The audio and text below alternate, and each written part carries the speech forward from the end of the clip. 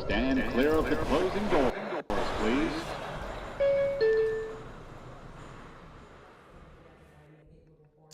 And what is up, you guys? Welcome to the stream as the New York Mets 6-game winning streak unfortunately comes to an end. And I mean, in painful fashion, let's be honest about it. The Mets once held a 5-1 lead in this game entering the 6th inning, and the bullpen just absolutely completely falls apart in this one. A combination of Paul Blackburn and of Max Kranick surrender 6 runs to the Rays in that 6th inning alone.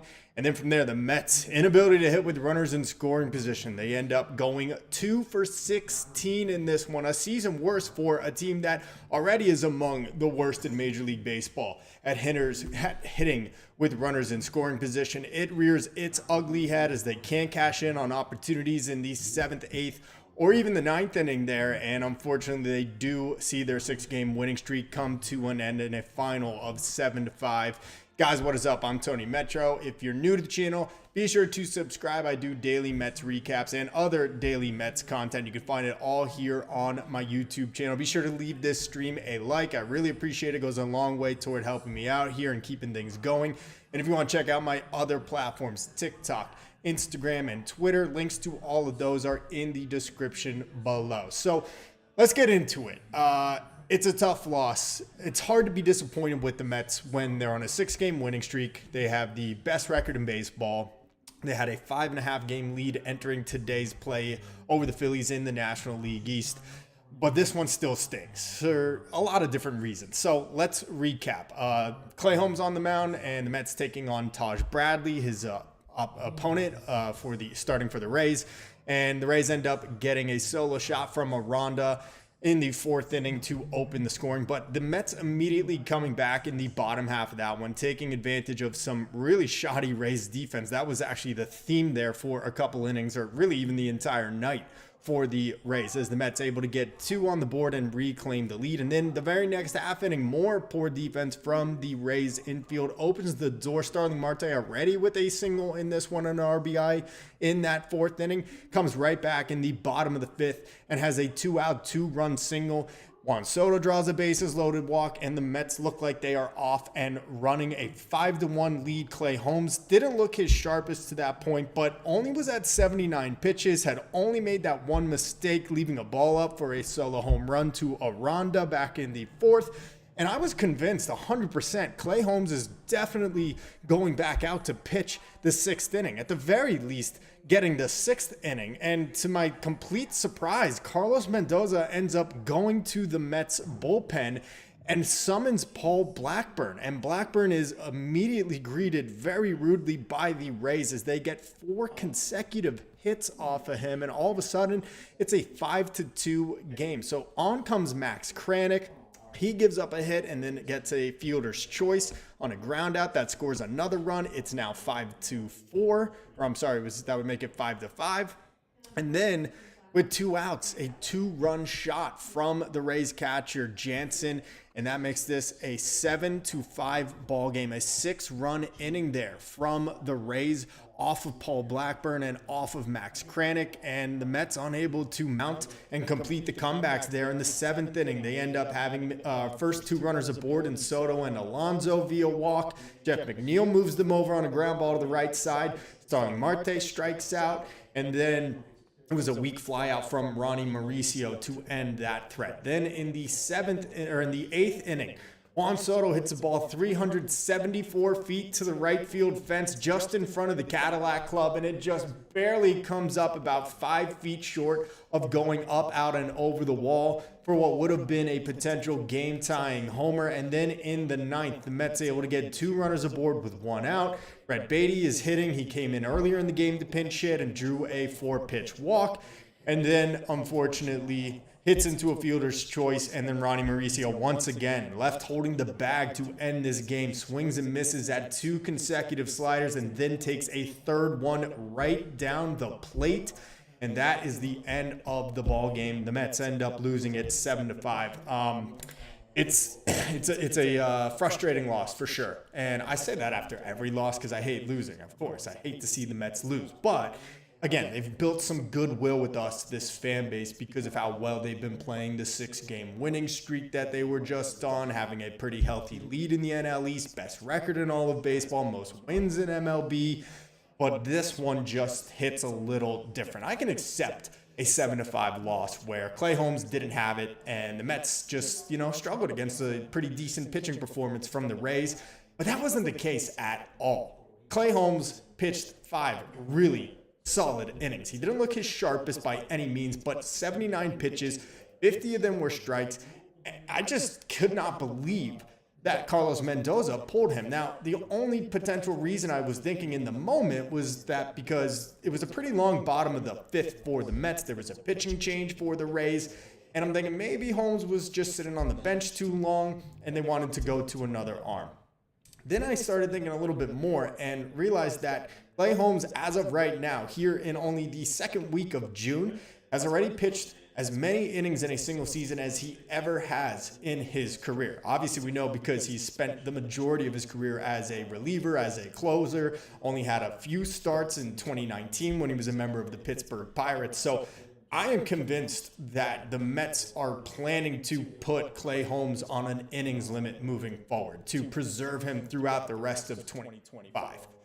This was actually the perfect way to do it. I don't like how it happened. I don't like the execution, but to have Paul Blackburn in the bullpen, a guy that can kind of get some work in between starts by also coming out of the bullpen on occasion, like tonight, for example, it's kind of a perfect science, but in execution, it obviously did not work. So it's very frustrating that it went down that way. I think on paper, it's a pretty solid plan. I still would have sent Clay Holmes back out there for a 6th inning. Again, I'm really, really surprised by that, even just at 79 pitches. I wonder if because the Mets extended their lead to 5-1 and it was such a long break between Holmes taking the mound again from the bottom or top 5th to the top of the 6th, maybe that had some reasoning to do with it all. But, man, what a bad night for Paul Blackburn. So he came in and did the mop-up duty for the Mets on Sunday against the Rockies, I believe it was. And now he comes in again here for another relief appearance. We know how fantastic he was in his season debut when he was starting for them against the Dodgers. 5 innings of scoreless ball in that one. But obviously a very different night here for Paul Blackburn and for the Mets. As he he pitches just 1/3 of an inning, gives up 4 hits. All 4 of those batters come around to score. And then Max Kranick, unable to do much better. He does get an out on a fielder's choice that scores a run. I believe that was also charged to Blackburn, but then he gives up the go-ahead 2-run homer there with 2 outs to Jansen. And that basically was the end of it, unfortunately. Not a great night for the bullpen whatsoever. And despite the Mets scoring 5 runs in this game, it really wasn't that great of a day for the lineup either, if we're being totally honest with ourselves. 3 errors from the Rays in this one. All 5 of the Mets' runs were unearned. One of them comes in on a bases-loaded walk to Juan Soto. Another one comes in on a line drive off the leg of Taj Bradley, the pitcher, for Starling Marte's at-bat.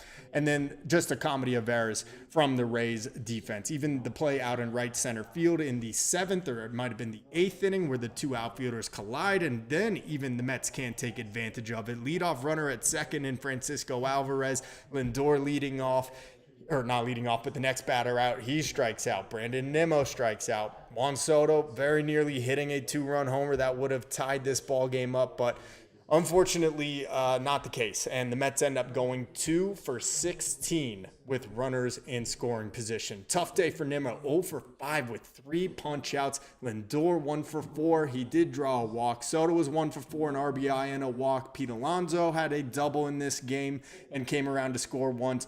McNeil 1 for 4 with a walk. Marte, a really great day. 3 for 4, 3 RBIs, drew a walk. He got a walk in that 9th inning to keep the baton getting passed around.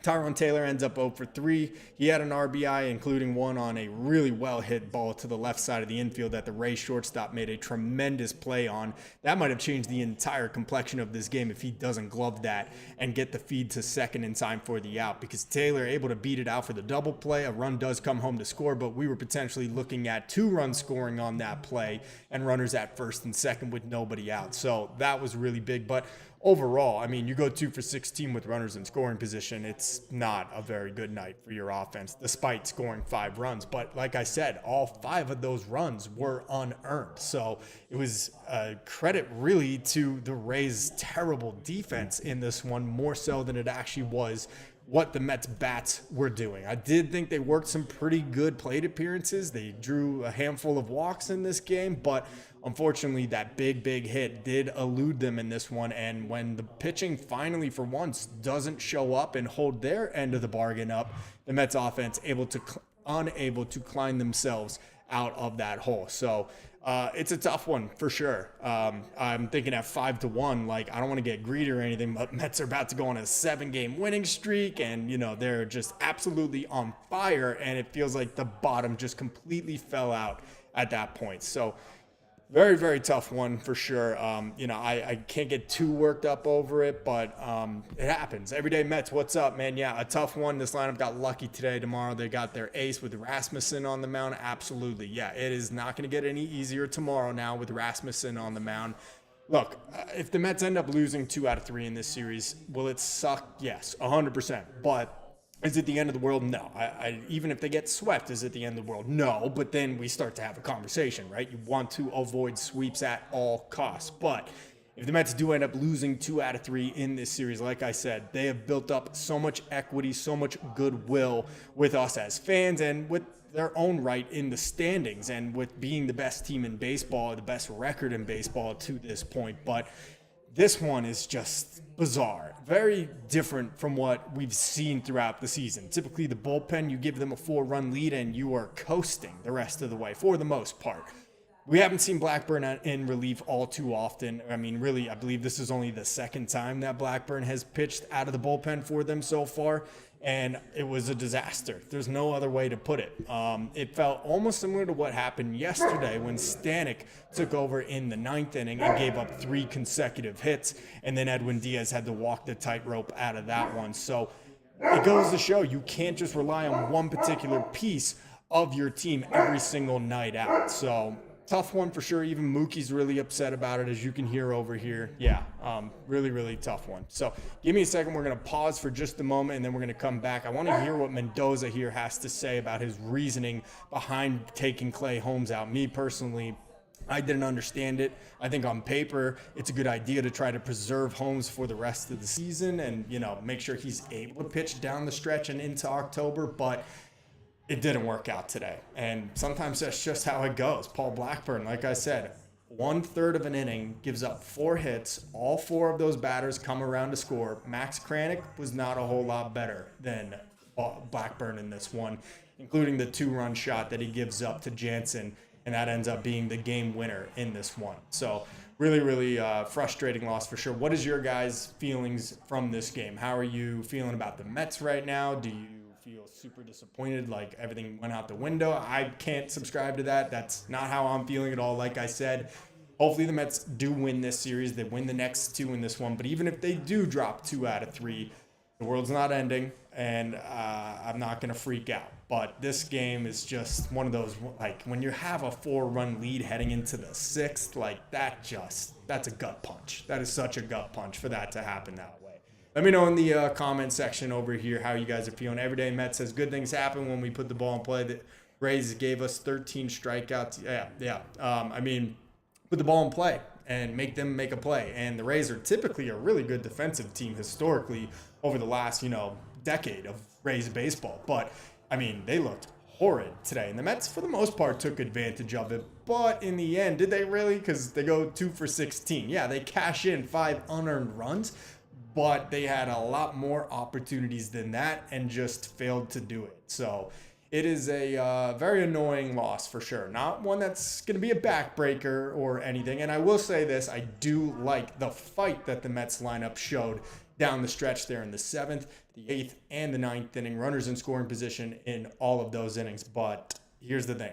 At some point, you need to start scoring those runs. And this is becoming a very annoying conversation that we seem to be having after every game where the Mets don't finish the job with runners in scoring position. 2 for 16 tonight. I mean, there's just no excuse. It's terrible. It's really, really bad. So, yeah, I'm disappointed in it. But let me know in the chat, how are you guys feeling about this one?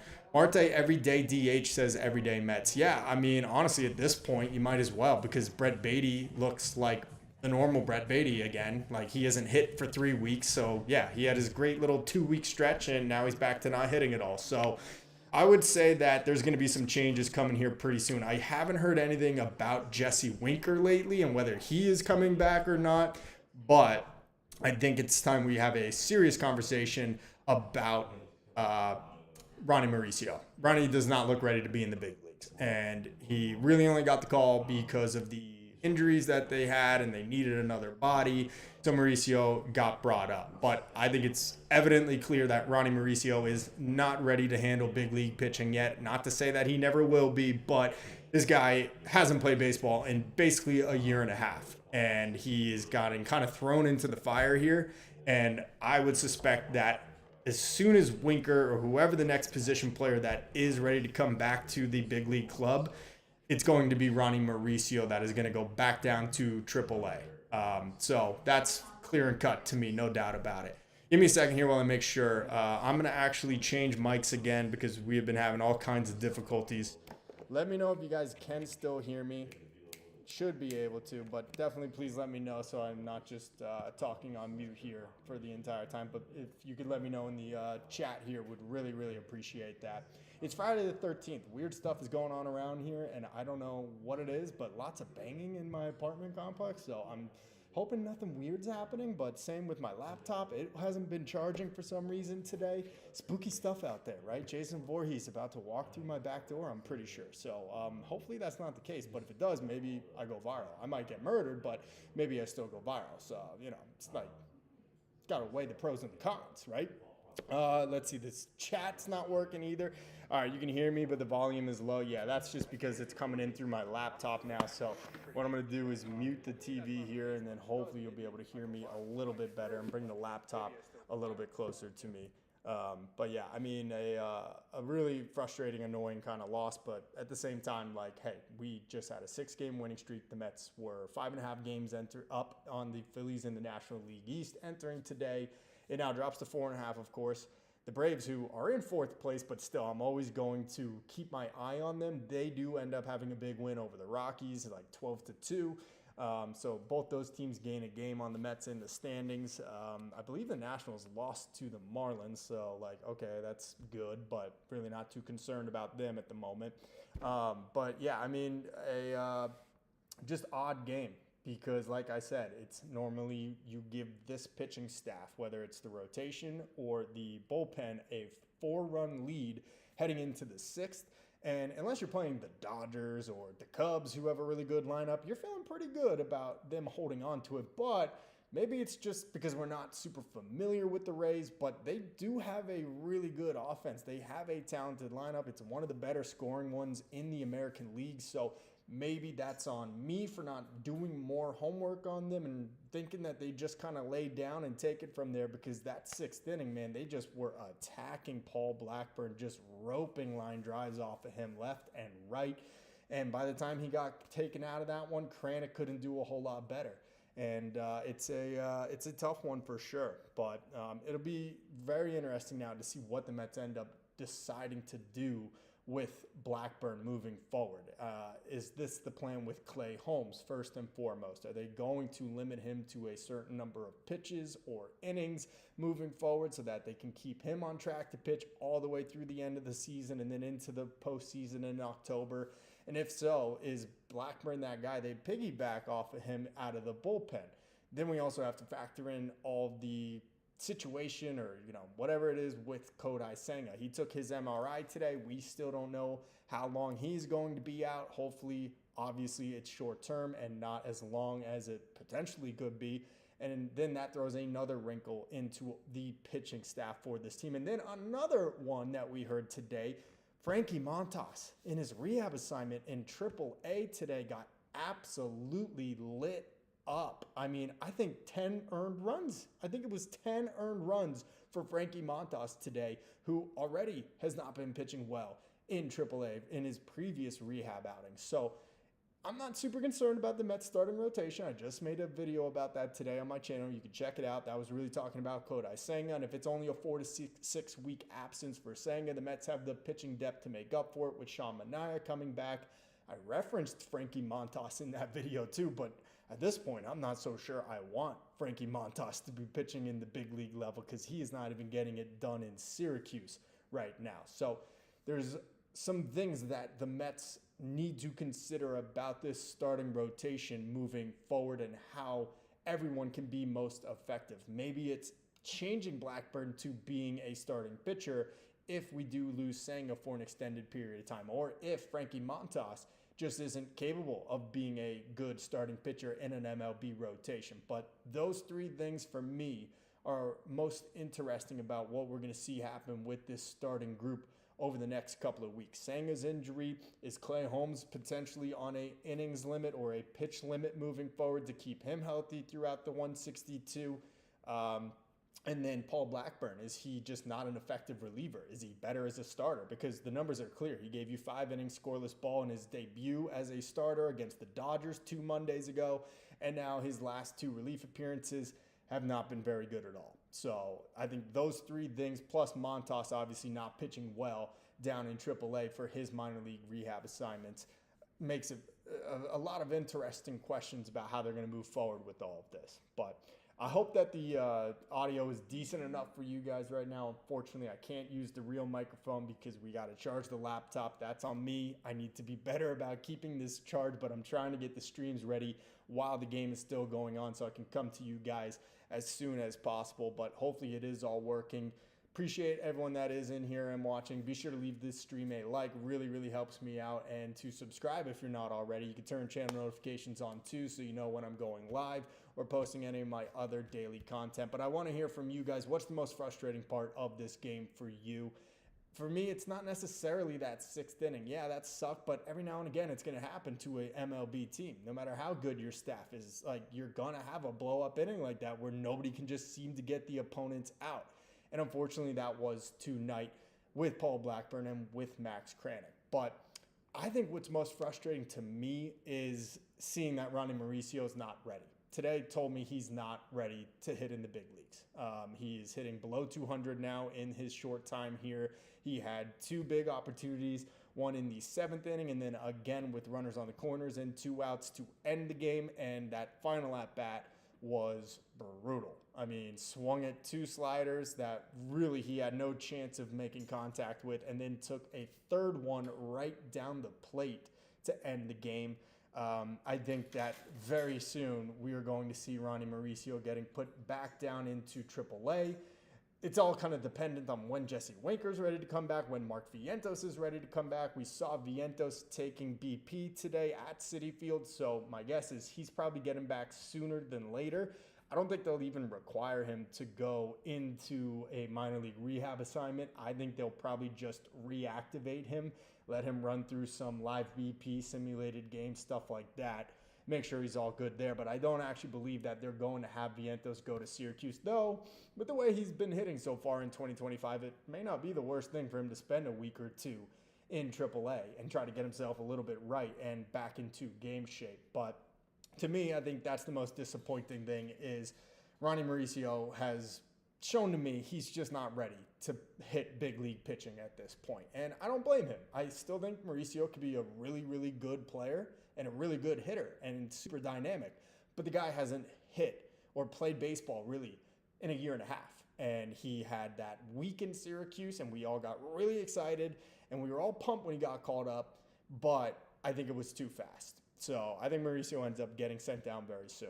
But yeah, let me know what you guys have to say about it. Unfortunately, everything is just giving me fits here on this stream today. I want to keep it longer, but I think the volume is probably really terrible because it's coming through my laptop instead of my microphone. I mean, if you guys think it's still good, let me know. I'll keep going, but I don't want it to be a bad experience in any way. So hopefully it sounds decent enough. Everyday Mets, thanks for letting me know, man. I do appreciate that. But let's go through the box score really quick.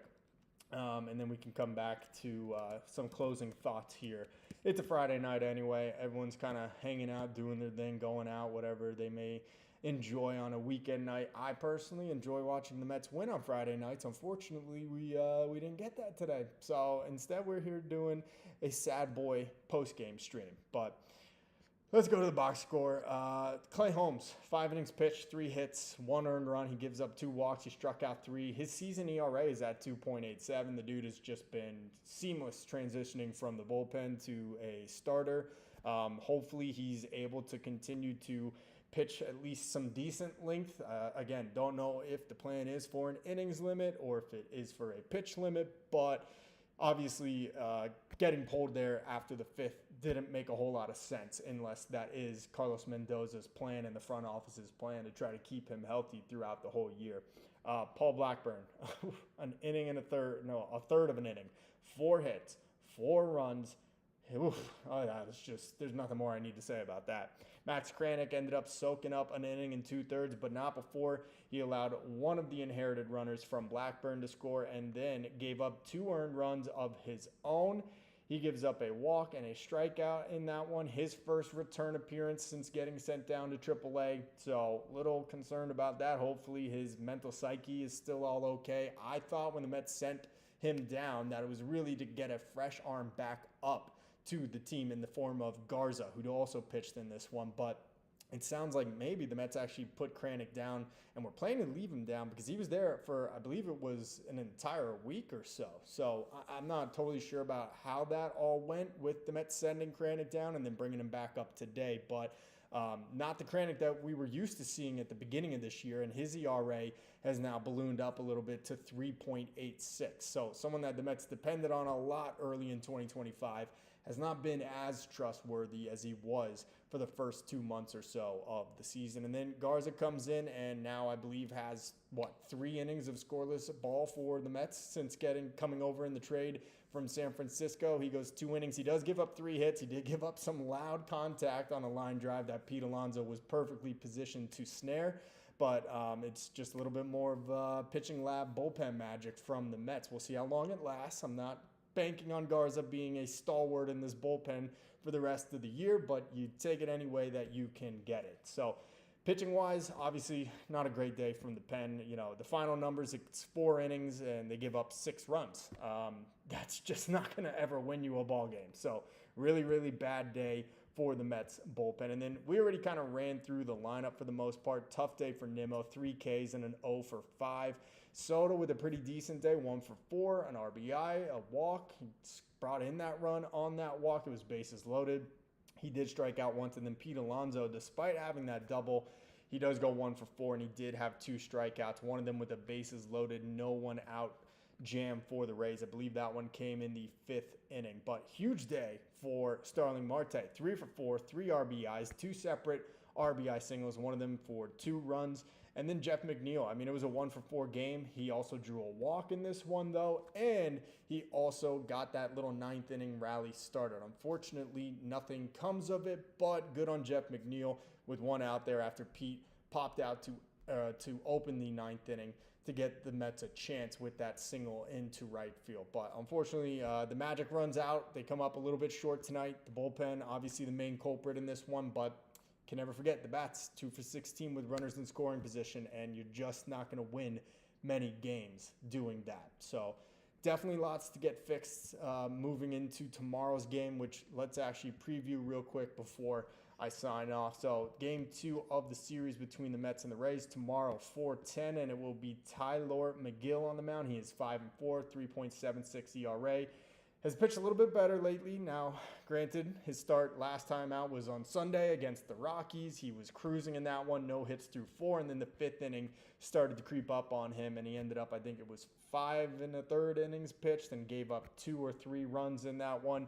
And he will be taking on Drew Rasmussen, who is, like Everyday Mets said, the ace of the Rays rotation. 5-4 record, a 2.22 ERA over 13 starts, up to 69 pitches now, and wow, an 0.90 whip. So doesn't walk a lot of guys. He does strike out a decent amount, 59 strikeouts in 69 innings. You like it to be, a little bit higher than that, but still, the guy has got good stuff. He is a righty, so I will be interested to see if Starling Marte is back in the lineup tomorrow, especially after another 3-hit day today and how hot he has been. I can almost certainly guarantee Jeff McNeil will be, and I'm thinking that Ronnie Mauricio, despite being better from the left side of the plate, is probably going to sit this one out, and Brett Beatty is going to get a start at third base tomorrow. But keep it tuned here, guys. Tomorrow I will have a post-game stream after that one. And like I said, my everyday Mets content, we're going to be working on something here tonight as well and have that posted for you in the morning. So be sure to check that out. But if you're not already, definitely subscribe. Leave this stream a like. Really appreciate it. I am going to wrap it up here for this evening. But guys, I really, really appreciate all of you being in here and watching. Tough one for the Mets. The bullpen implodes. They lose 7-5 and see their 6-game winning streak snapped. But chance to get back on the horse tomorrow. I will be with you guys immediately after that one concludes. Until then, guys, I am Tony Metro. Stay true to the orange and blue.